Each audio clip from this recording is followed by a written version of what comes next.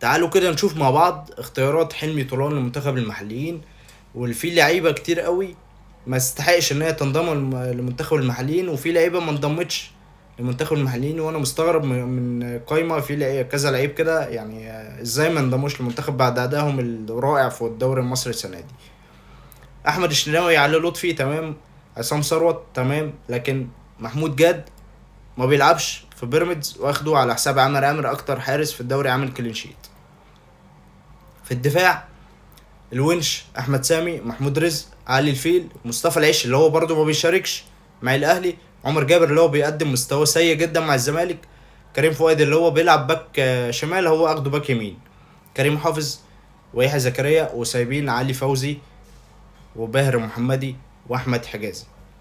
علي فوزي كان يستحق ينضم للمنتخب هو وباهر واحمد حجازي، لكن ما يعني اتظلموا بشكل كبير.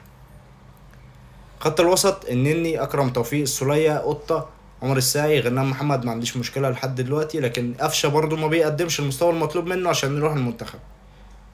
ميدو جابر، مصطفى سعد، ميسي. وسايبين بالنسبة لي في لعيب في مودرن سبورت، محمد مسعد، لعيب جامد جدا، لعيب كويس جدا. احمد يوسف، نص ملعب مودرن سبورت، لعيب كويس جدا، بيعمل الاتنين دول بيعملوا اداء عظمه مع مودرن سبورت السنه دي وما انضموش للمنتخب. نيجي للهجوم، ناصر منسي، حسام حسن، مروان حمدي، حسين الشحات، زلاكا.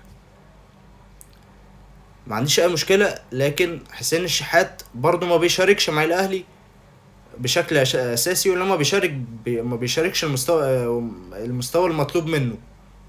فبالتالي كان صلاح محسن كان هيبقى افيد منه بكتير جدا. صلاح محسن بيقدم مستويات عاليه جدا مع المصري السنه دي، ايا كان مين اللي هيلعب. لكن كل التوفيق لمنتخب مصر المحليين ومنتخب مصر الاول، وان شاء الله نشوف اداء كويس للمنتخبين باذن الله.